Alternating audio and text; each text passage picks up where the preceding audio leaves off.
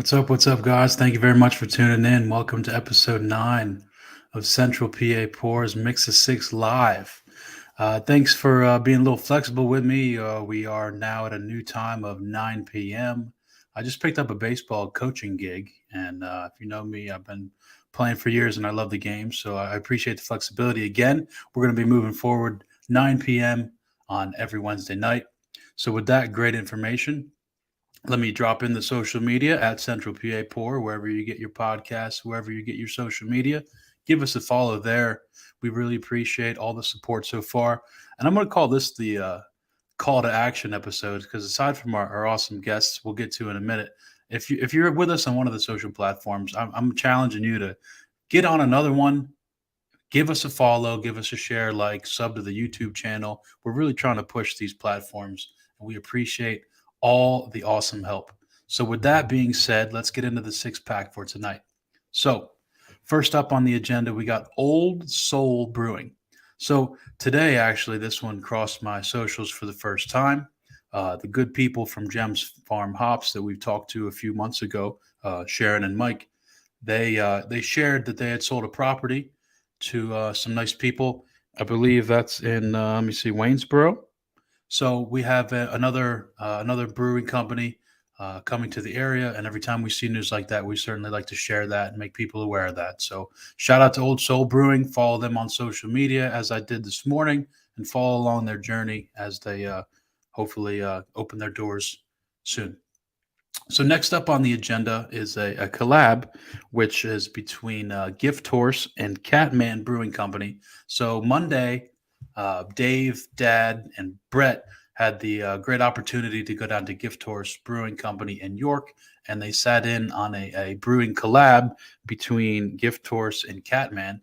And we got some more news about Catman coming here in a minute. But essentially, we got some great content. We got some great videos and photos, and you know the guys learned a lot in the process. Unfortunately, I wasn't able to attend, but just shout out to everybody involved there. Really, really appreciate the opportunity to get out and learn some things. Have some good beer and learn some great things about this process that we've grown to love. Also, on that note, when I was putting some things together for the episode this morning, I saw that Catman had changed their name to the Dover Brewing Company. So we'd love to get together and learn more about that venture in the future. But rumor on the street is that they're going to be in our backyard soon. So we'll see more about that in the future. Next up on the agenda is the brewery's NPA Reader's Choice Awards. Now, I didn't have time to look at every one. I just wanted to give them a shout out, rattle off a couple of these awards, and just talk about the great platform that they provide for the craft beer community across the state of Pennsylvania.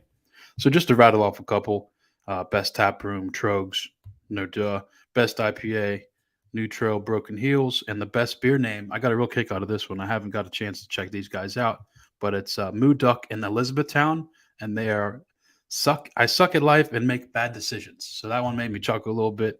I'm sure they got some great stuff going on as well. Next up on the six pack for tonight, we got our recent schedule. So if you haven't got a chance to check out our latest release, we interviewed Derek from Wolf Brewing Company. That was out about 2 weeks ago now. We got another one coming out this week. I believe it's with the Beer Thrillers.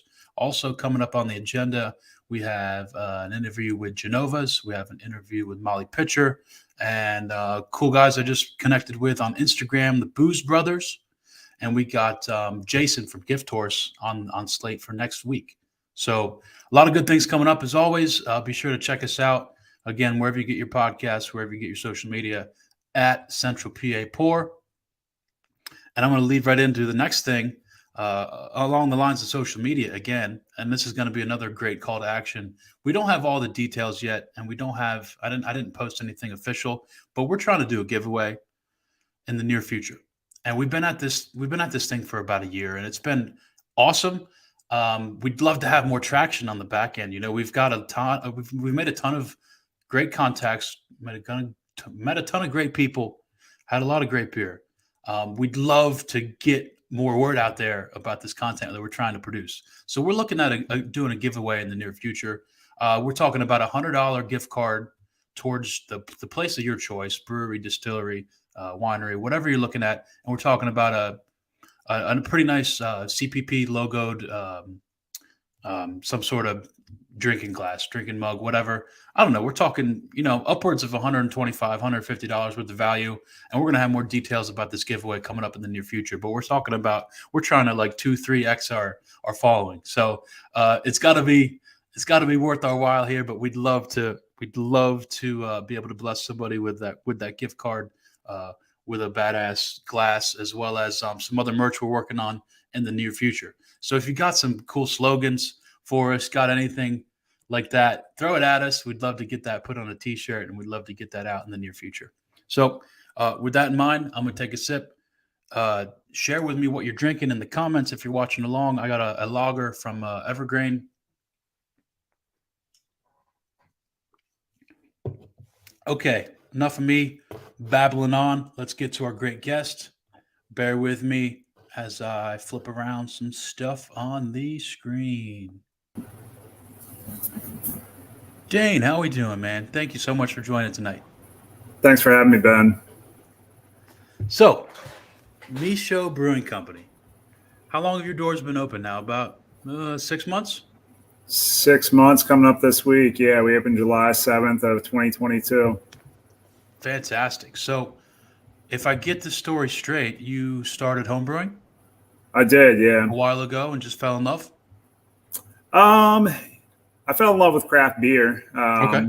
Home brewing wasn't an instant love for it. It was kind of a Christmas gift right around whenever I turned 21, something to do. Nice. I like hobbies, so checked that out and played around with a few things, and then took a couple years off from home brewing before I got back into it. Now, did a certain style catch your eye, or was it just something that, I drank something one day and was like, hey, let's learn the nuts and bolts behind that? The first beer I ever had was Yingling, and Right. then I had a Guinness after that. I'd never had any of the macro lagers or anything like that up until that Right. point. Had a few of those, and then I tried Sierra Nevada Pale Ale. Dogfish Head was putting out some IPAs, and kind of spurred the hop head in me and chased IPAs for a while shortly after I turned 21, and that's what got me into craft beer. But I think the beer that got me into home brewing was Newcastle. Like the brown ales, it was easy to drink, had some flavor, a little bit different than the cheaper 30 packs that you might pick up. Yeah, for sure. For sure. So was there one aha moment your family had in the kind of near past that just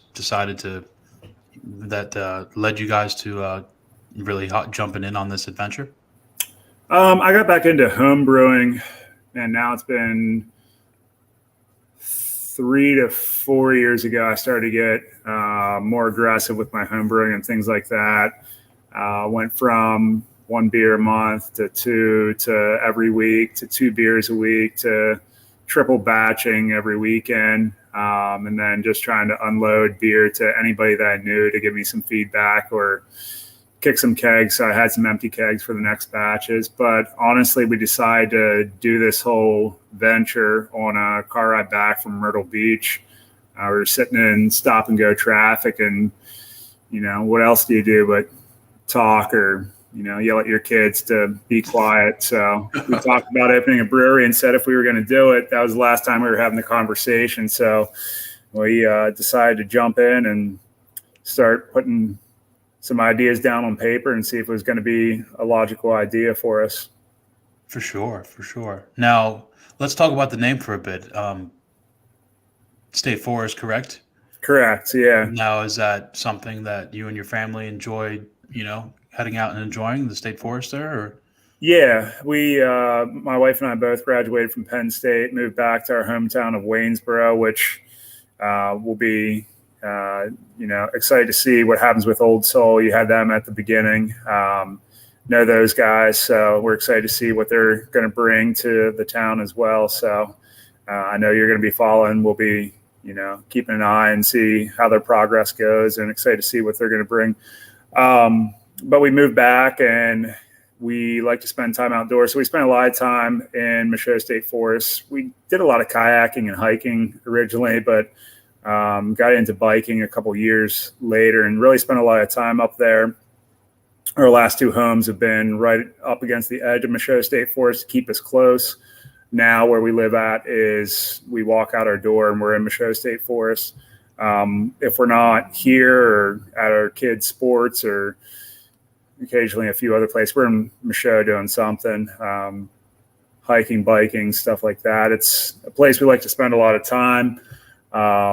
Just the region as a whole, the different parts of the state forest kind of present some, cool opportunities that we really like to take advantage of. Absolutely. So I came across an article that you guys did with breweries in PA, probably shortly before your doors opened. I was just curious. We talked to several people, and everybody's wearing a dozen hats as they open onto this adventure of entrepreneurship. And it's you. Is there additional staff aside from you and your wife? Yes, we at this point have 21 employees. Wow. Okay. We are a tap room, but we also have a restaurant as well. So tap room wise, we have 8 employees. We have 12 kitchen staff, and then I have an assistant brewer as well. You guys have any background on the entrepreneurship side of things, or? No, we don't. No. I was a high school teacher before this, and before we got on here, I said I coach a little bit. So I coach high school baseball and golf for a while. Did that for 14 years. My wife's still a physical therapist. So honestly, we don't have a whole lot of business background, but we have a lot of family friends who have owned businesses, started businesses, help people start their own businesses. So there was a lot of knowledge there to get from various people and hear different avenues people had taken to getting their own thing going. So, we kind of compiled that information and got help along the way and did a lot of reading and honestly getting out there and talking to a lot of other craft breweries and, hearing their story. Originally we were kind of intimidated, but, through talking to them, various podcasts, it doesn't seem like everybody's, been in the business industry for 20 years. There's certainly a lot of things that we've learned in the first 6 months of being in business that we wish we would have known a little bit more about. But, Of course. we're learning a lot here, and we're grateful for all the help that we got getting us to this point. We were definitely very green when the doors opened with the whole entrepreneurial aspect. For sure. But I mean, if you're passionate about something, you're going to learn what it takes and do whatever it takes to keep things running. Yeah. So, from what I understand, you have a very unique tap room, in an old log cabin. Is that correct? Yeah. So the building was originally constructed in 1946. The part that I'm sitting in right now is kind of the main structure. It's your chestnut timbers, the chinking in between the logs and stuff like that. And that's honestly perfect for what we were going for.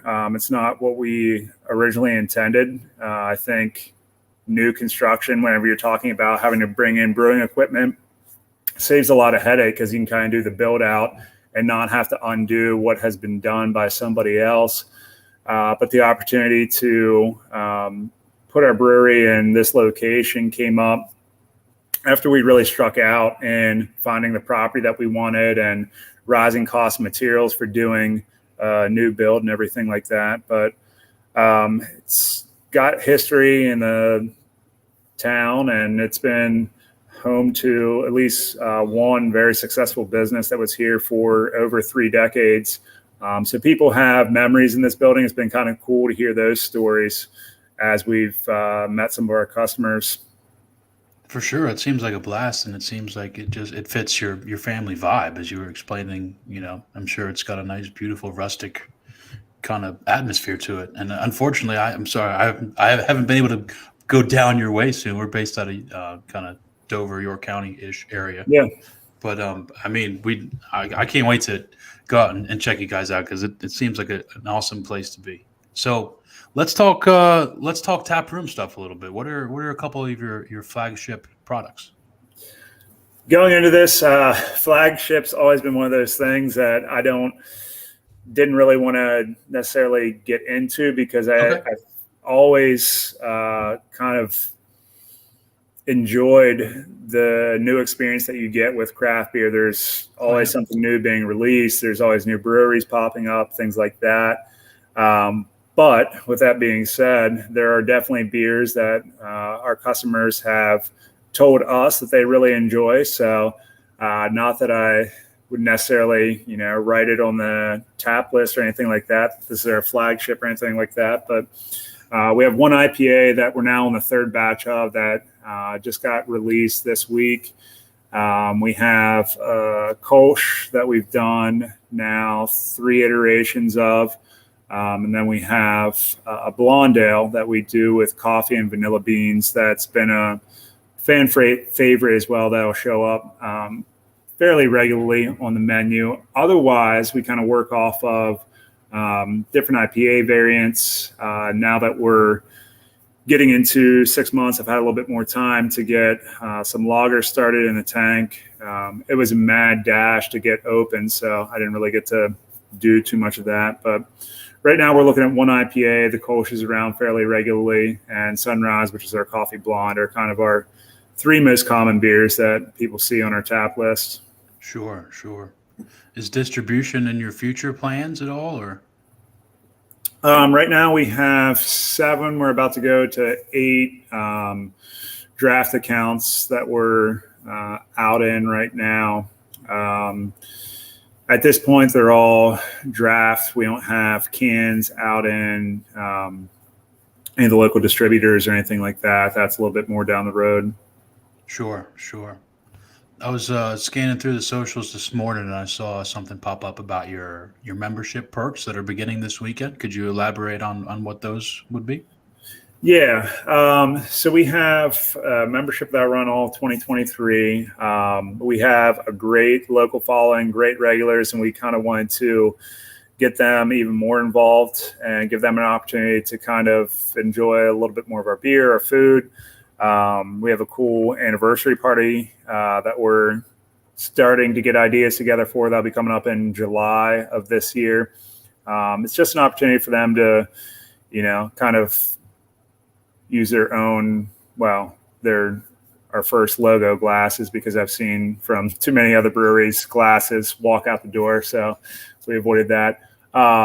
Between discounts in-house, discounts on to-go beer, discounts on food, the anniversary party, growlers are something that we do in-house. We'll fill them to go. Some discounts and some free beer on that on that avenue for those guys. This is year 1, so we're trying to figure out what appeals to customers, what gets them excited about becoming a member.